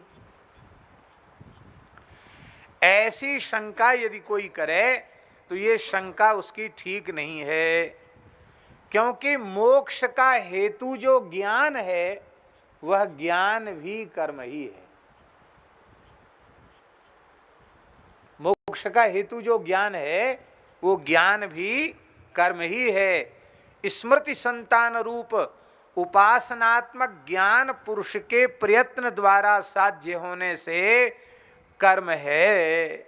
इसीलिए महाराज जी लिखा है श्रुत प्रकाशिका में, उपासनस्य कर्मत्वम स्मृति संस्कृति रूपतया तस्य प्रयत्न साध्यत्वात्, उसके प्रयत्न साध्य होने से।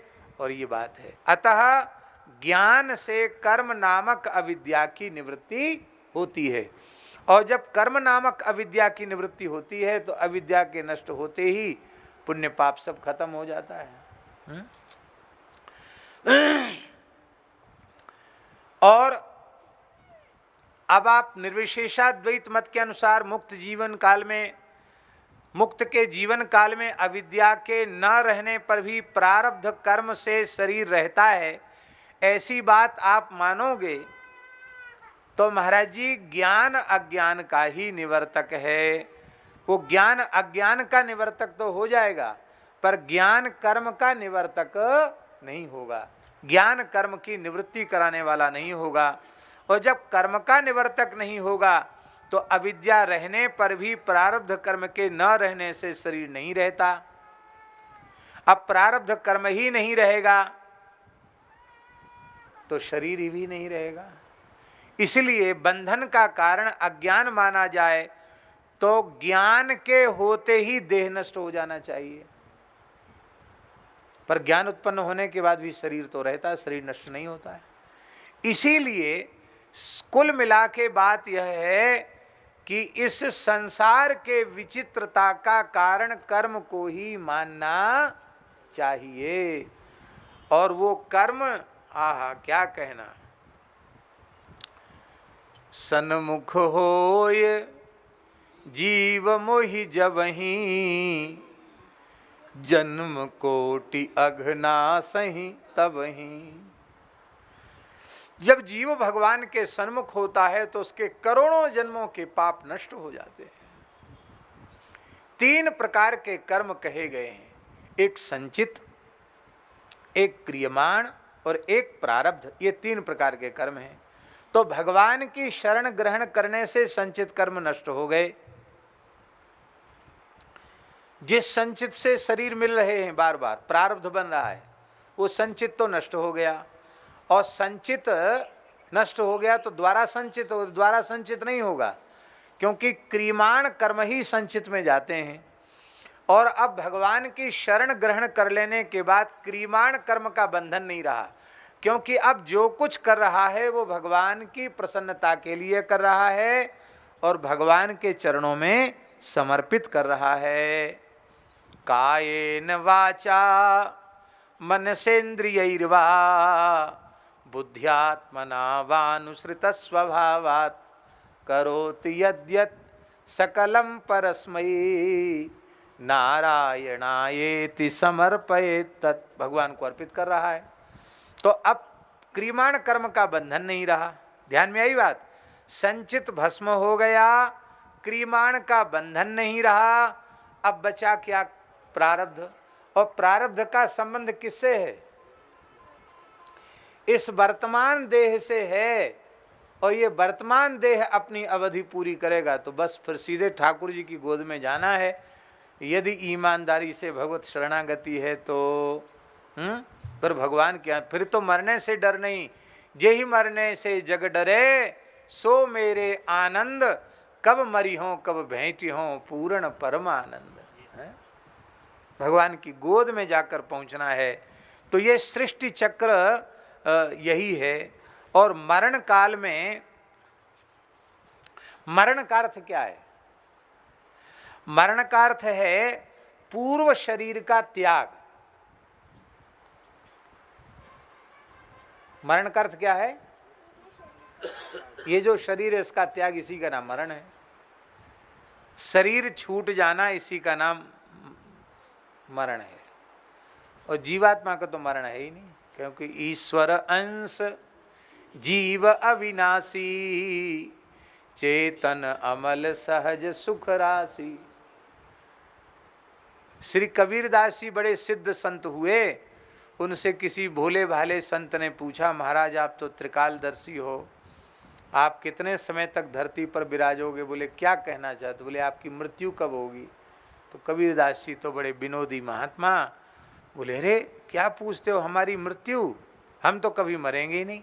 अरे जो पैदा हुए वो तो सब मरेंगे, आप अनोखे पैदा हुए जो मरेंगे नहीं। बोले हम बिल्कुल पैदा नहीं, मरेंगे नहीं। क्यों? तो कबीरदास जी ने कहा, राम मरे तो हम मरें, राम मरे तो हम मरें, नहीं तो मरे बलाए, अविनाशी का बालका मरा न मारा जाए। हमको मरने के लिए पहले राम जी को मरना पड़ेगा। राम जी तो मरेंगे नहीं, राम जी नहीं मरेंगे तो राम जी का अंश कैसे मर जाएगा? अविनाशी का अंश विनष्ट कैसे होगा? हो ही नहीं सकता, कभी नष्ट नहीं हो सकता। मरण क्या है इसको शास्त्र की दृष्टि से समझो। पूर्व शरीर का त्याग ही मरण है, इसी का नाम मृत्यु है। जब जीव का अंतिम समय आता है तो सबसे पहले आघात जो होता है वो वाक इंद्री पर होता है। मृत्यु के समय सबसे पहले आघात जो लगता है वो वाक इंद्री माने बोलने वाली जिह्वा। कहते अब तो जबान बंद हो गई, जबान लड़खड़ाने लग गई, अब बोलना बंद हो गया। तो जबान लड़खड़ाने लग जाती है मरने के थोड़ी देर पहले। क्या कह रहे हैं समझ में नहीं आता है। जब बाघ इंद्री पर आघात होता है मृत्यु के समय तो वो बोलने में असमर्थ हो जाता है। उस समय भी उसकी वाणी भीतर रहती है। कहाँ रहती है? उस समय बाघ इंद्री पर अटैक होने से, आघात होने से बाघ इंद्रिय मन में चली जाती है, मन में प्रविष्ट हो जाती है। आप बाहर खड़े हैं और ऊपर से पत्थर पड़ने लग जाए तो आप क्या करोगे? आप तुरंत भीतर आ जाओगे कि नहीं? पत्थर से बचने के लिए आप तुरंत भीतर, घर के भीतर आ जाओगे। ऐसे ही मन कहाँ रहता है? वाणी कहाँ रहती है? कहाँ रहती वाणी? मन में रहती है। मन में बोलने की इच्छा उत्पन्न न हो तो वाणी प्रकट ही नहीं होगी। तो मन, वाणी जो होती है वो मन में आश्रय, मन का आश्रय ले लेती है। अब देखो, बहुत विचार पूर्वक सुने इस बात को। मान लो हमने जीवन भर भजन साधन किया है और मृत्यु तो सबकी एक जैसी ही होती, मरने का तरीका तो ऐसा अलग अलग नहीं है, सबके लिए एक जैसा ही है। विधान जो मृत्यु का है वो तो एक जैसा है। तो मान लो हमारी वाणी बंद हो गई, पर हमारी वाणी मन में चली गई और मन में हमारे भगवान की स्मृति बनी हुई है तो बोलो। हाँ, मन में भगवान की स्मृति बनी हुई है तो वाणी भले ही बंद हो जाए, पर इसीलिए स्मरण मुक्त्वा कलेवरम। स्मरण है ना गीता जी में। स्मरण कहाँ से होगा? जिह्वा मन से होगा। ये बहुत बारीक बात है। स्मरण मुक्त्वा कलेवरम, वो मुझे प्राप्त होता है। तो वो भगवान का जो भक्त होता है उसकी वाणी मन में स्थित होती है और वाणी पर भी उसके भगवान का नाम होता है और मन में भी भगवान ही होते हैं। इसलिए वाणी के बंद होने पर मन भी भगवान में लगा रहता है। मन वाणी में स्थित हो जाती है, उसमें थोड़ा थोड़ा वो देख तो लेता है, बोल नहीं पाता, देख लेता है। कोई कुछ कहता है तो उसकी बात सुन भी लेता है। फिर दूसरा अटैक होता है, दूसरा आघात लगता किस पर? इंद्रियों पर। आंख, कान आदि जो इंद्रियां हैं इन पर आघात होता है तो ये इंद्रियां भी मन में स्थित हो जाती है। कान भी मन में प्रविष्ट हो जाता है, आंख भी मन में प्रविष्ट हो जाती है। और जब ऐसी स्थिति होती है तो देखना सुनना सब बंद हो जाता है और फिर मन भी वहाँ नहीं रहता, फिर मन पर अटैक होता है, फिर मन पर आघात होता है। जब मन पर आघात होता है तो मन भागकर प्राण में चला जाता है, मन प्राण में स्थित हो जाता है, फिर प्राण पर आघात होता है। जब प्राण पर आघात होता है तो प्राण जीव में स्थित हो जाता है। प्राण कहाँ चला जाता है? जीव में। और उस जीव का जो सूक्ष्म देह है उसी को यातना देह कहते हैं। ये पार्थिव शरीर यहीं पड़ा रह जाता है और उस यातना देह को यमदूत फंदे में बांध करके फिर ले जाते हैं। जाना सबको जमलोक पड़ता है, पर कोई सिंहासन चढ़ चले और कोई बंधे जंजीर। कोई जंजीर बंध कर जाते हैं, कोई सिंहासन पर बैठकर हाथी घोड़ा पर बैठ के जाते हैं। जाना तो सबको वहीं से है। भगवान के भक्त जाते हैं तो धर्मराज यमराज सौम्य स्वरूप में दर्शन देते हैं, उनकी आरती पूजा करते हैं। धन्य है आपने भगवान की भक्ति करके अत्यंत दुर्लंघ यमदंड को आपने जीत लिया। आप यमलोक को भी लांघ कर, स्वर्गादि लोकों को भी लांघ कर, ब्रह्मलोक को भी लांघ कर आप भगवान के दिव्य साकेत गोलोक वैकुंठ में प्रयाण कर रहे हैं। आपके जैसा सौभाग्यशाली कौन होगा? यमराज उसकी स्तुति करते हैं। तो जीव को और पृथ्वी आदि पंचभूतों के सूक्ष्म सार भाग ही पंचभूत सूक्ष्म कहे जाते हैं। और इस पंचभूत सूक्ष्म शरीर, उसी को सूक्ष्म शरीर कहा जाता है। और इसी सूक्ष्म शरीर का मृत्यु के समय कर्षण होता है, इसलिए बहुत भारी पीड़ा होती है। जन्मत मरत दुसह दुख हुई। और ये पंचभूत सूक्ष्म जीव में स्थित हो जाते हैं और जीव परब्रह्म में स्थित हो जाता है।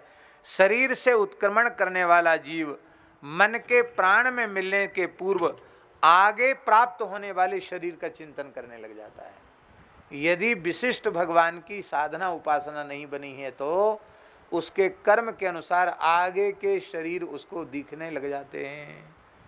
उसको स्वर्ग भी दिखने लग जाता, नरक भी दिखने लग जाता मरने वाले। हमको किस योनि में जाना पड़ेगा ये समझ में आ जाता है, भविष्य दिखने लग जाता है, ये सब दिखाई पड़ने। इसलिए लिखा है सविज्ञानो भवति, वह पूर्व कर्म के अधीन होकर के और फिर वो नूतन शरीरों को प्राप्त करता है।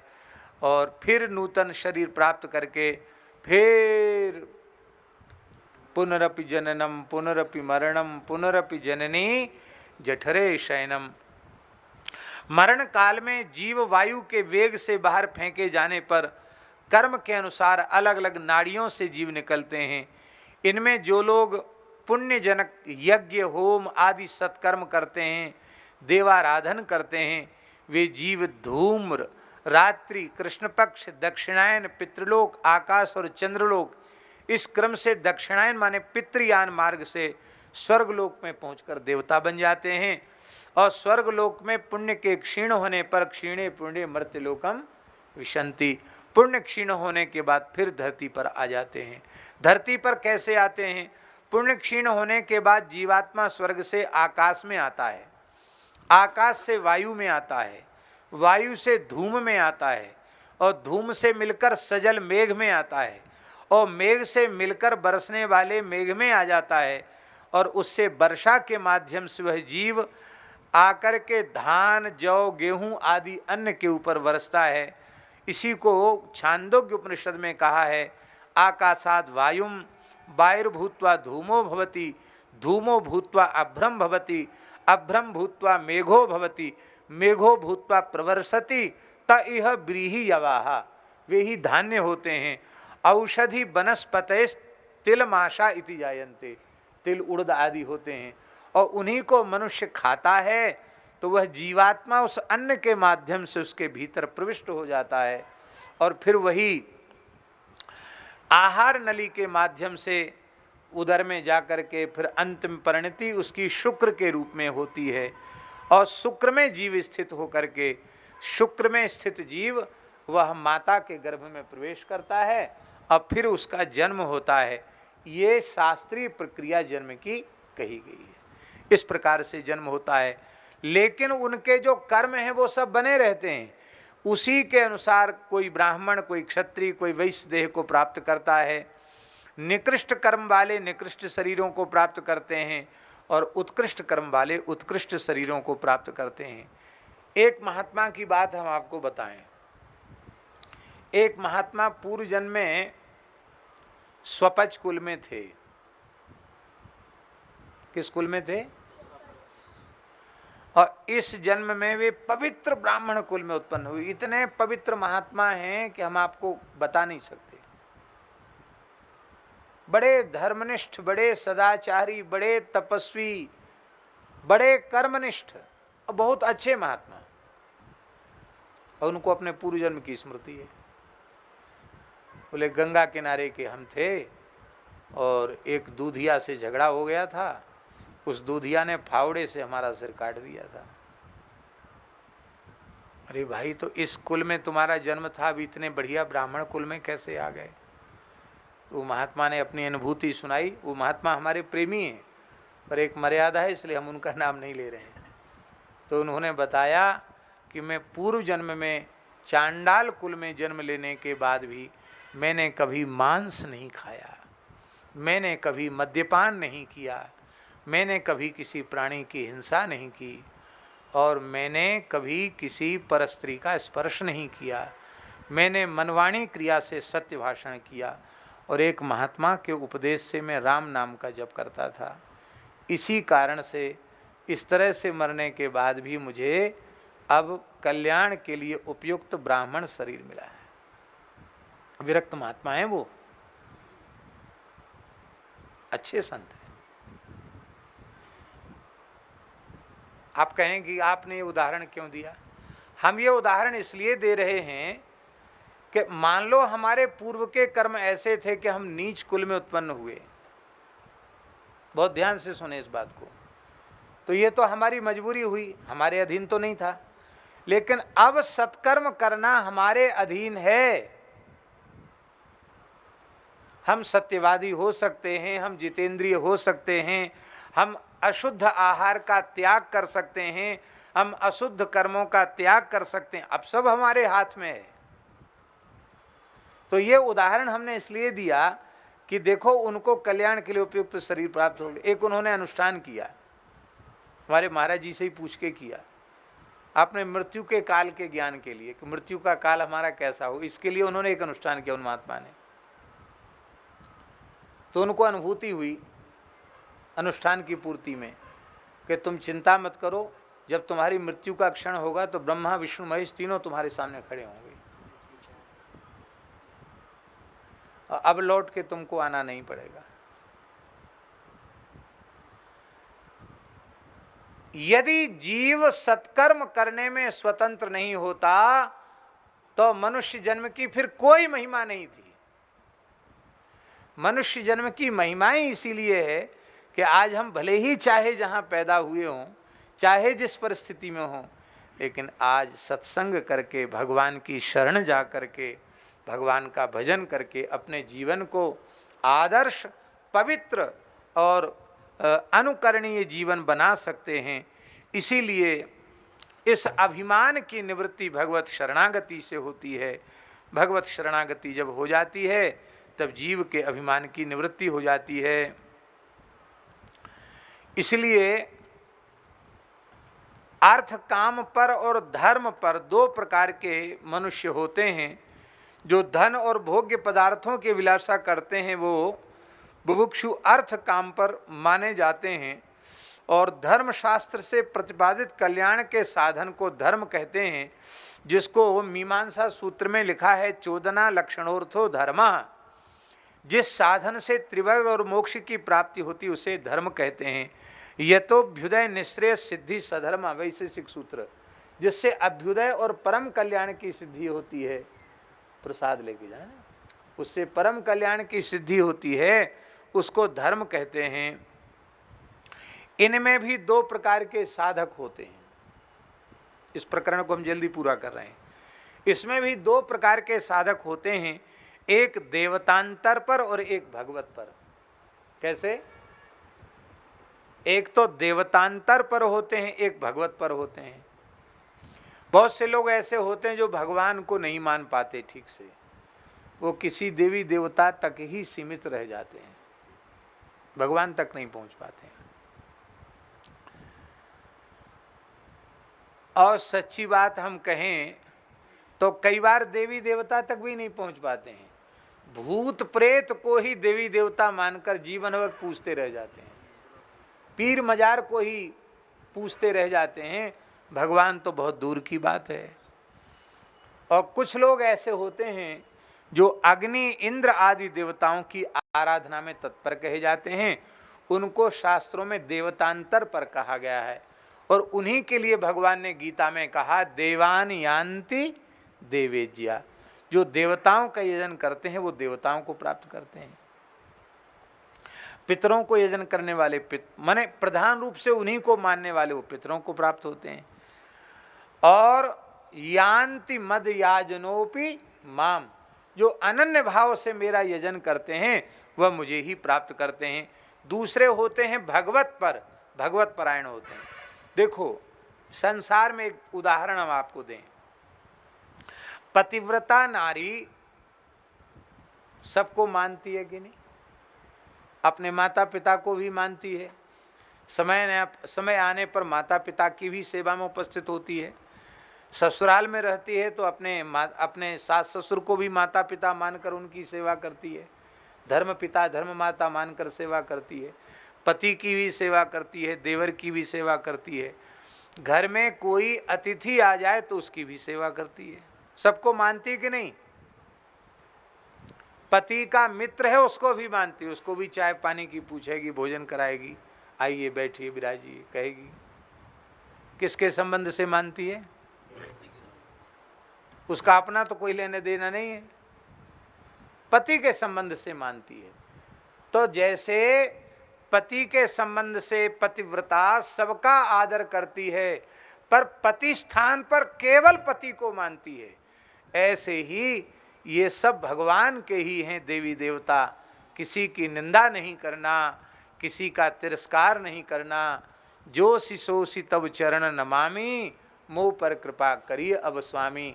सबका आदर करना, सब में अपने आराध्य को देखना, ये ठीक है। सबका आदर करना, सबका समादर करना, लेकिन इष्ट के स्थान पर, पति के स्थान पर अपने भगवान को ही स्वीकार करके रहना, ये बात है। ये भगवत पर होते हैं। भगवत पर में भी दो प्रकार के भेद हैं, एक आर्त हैं और एक अर्थार्थी हैं। नष्ट ऐश्वर्य की कामना वाले भगवत पर जीव आर्त कहे जाते हैं और पूर्व अप्राप्त ऐश्वर्य की कामना करने वाले जीव अर्थार्थी कहे जाते हैं। लेकिन महाराज जी, आर्त और अर्थार्थी जीव भी तब तक ही वे सकाम रहते हैं जब तक उन्हें भगवत साक्षात्कार नहीं हुआ। जिस क्षण भगवत साक्षात्कार होता है उसी समय कामना की कीच गंदगी जलकर खाक हो जाती है और फिर वो निष्काम हो जाते हैं। ये भगवान की उपासना की सबसे बड़ी विशेषता है। और इस प्रकार से मुमुक्षुत्व आ जाता है। मुमुक्षुत्व माने संसार चक्र से छूटने की इच्छा। ये कैसे आती है? बोले सचाच्युता हेतु कृपा वलेनो, भगवान अच्युत की अहेतु की कृपा के बल से ही संसार चक्र से छूटने की कामना मनुष्य में उत्पन्न हो जाती है। और फिर जब कामना उत्पन्न हो जाती है तो फिर उसी प्रकार से वो लग जाता है, उसी काम में लग जाता है। देखो, आपको भूख लगी और आपके मन में भोजन की कामना उत्पन्न हुई, तो भोजन की प्राप्ति के प्रयास में आप जुट जाते हैं कि नहीं जुट जाते हैं? तो संसार चक्र से छूटने की, भगवान से मिलने की इच्छा होगी तो भगवत प्राप्ति के साधन में आप लग जाएंगे कि नहीं लग जाएंगे? साधन में तो कोई बिल्कुल लगे नहीं और खाली मुंह से कहता रहे कि हमें तो अब कुछ नहीं चाहिए, हमें तो केवल भगवत प्राप्ति ही करनी है। अरे भैया, भगवत प्राप्ति करने वालों का जीवन कैसा हो तो वैसे तो बनो पहले। दीपक दीपक दीपक दीपक दीपक दीपक कहने से उजेला होगा कि दीपक जलाने से उजेला होगा? क्या होगा? दीपक को जलाने से, दीपक दीपक कहने से अंधेरा दूर होने वाला नहीं है। इसलिए गुरु प्रणाली से मोक्ष का साधन करना चाहिए। महाराज जी, सभी जीव भगवान के गोत्र से गोत्रित हैं,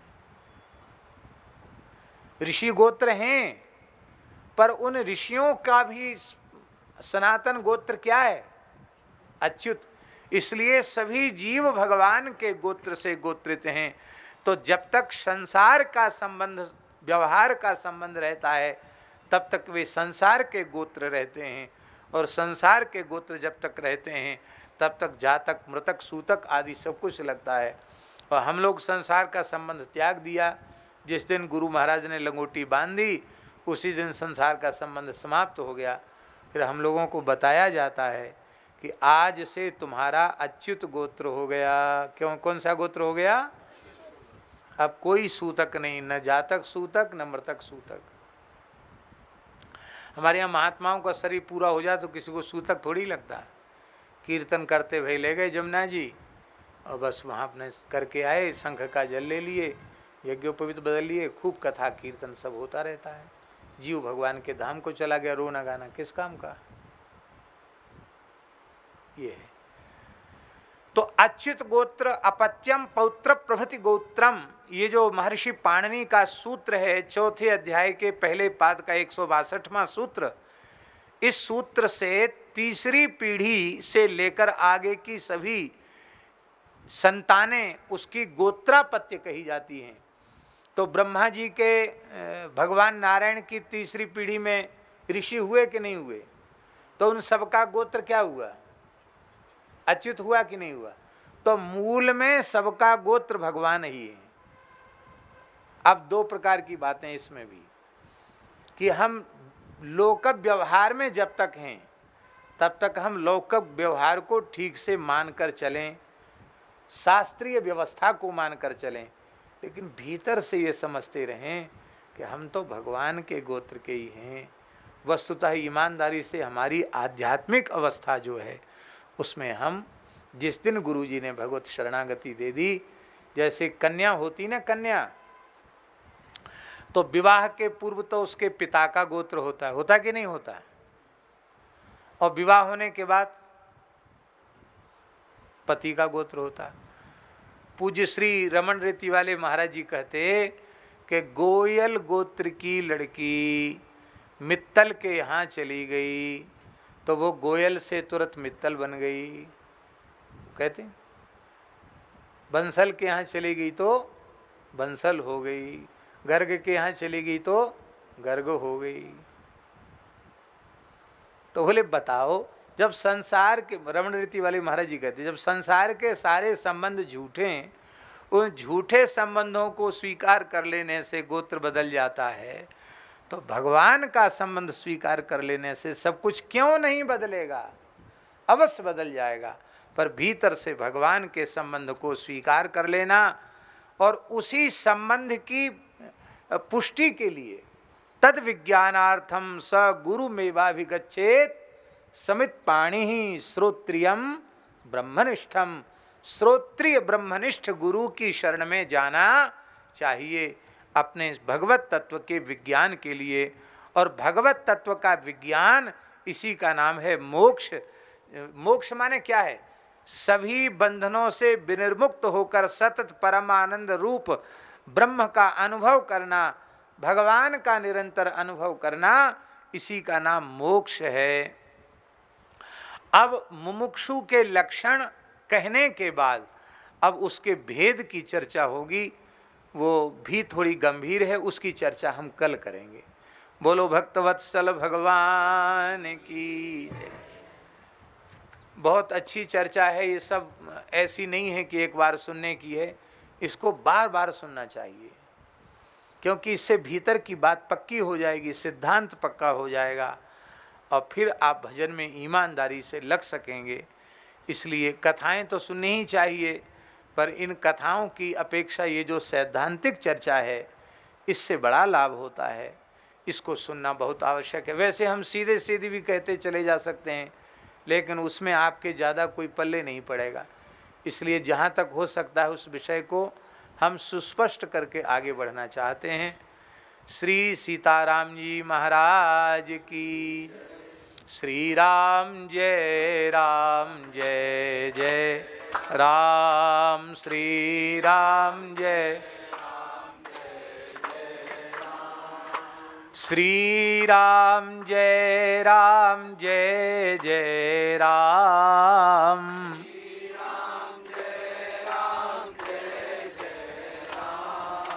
श्री राम जय जय राम।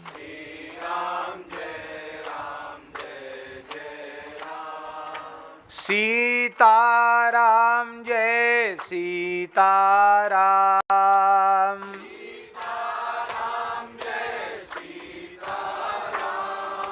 राधे श्याम जय राधे श्याम।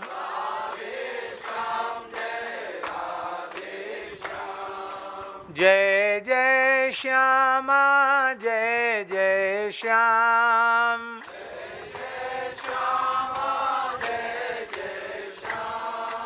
जय जय श्री वृंदावन धाम।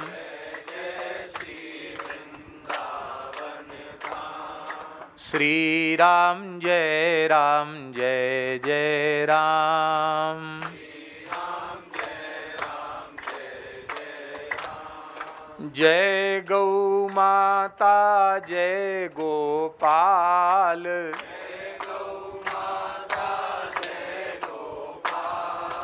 भक्त वत्सल प्रभु दीन दयाल।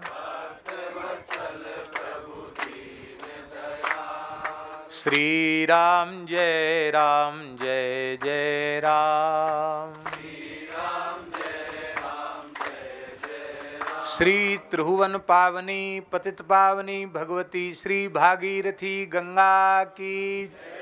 श्री उत्तर काशी क्षेत्र की। श्री उत्तर काशी विश्वनाथ भगवान की। श्री अन्नपूर्णा माता की। श्री काल भैरवाद्यष्ट भैरवों की। संपूर्ण तीर्थाधिष्ठात्र देवताओं की। श्री कंडार देवता की। श्री गंगोत्री धाम की। श्री यमुनोत्री धाम की। श्री केदारनाथ धाम की। श्री बद्री नारायण भगवान की। श्री सद्गुरुदेव भगवान की। सब संतन की। सब विप्रन की। सब भक्तन की। जय जय श्री राधे। जय जय श्री सीताराम। हर हर महादेव।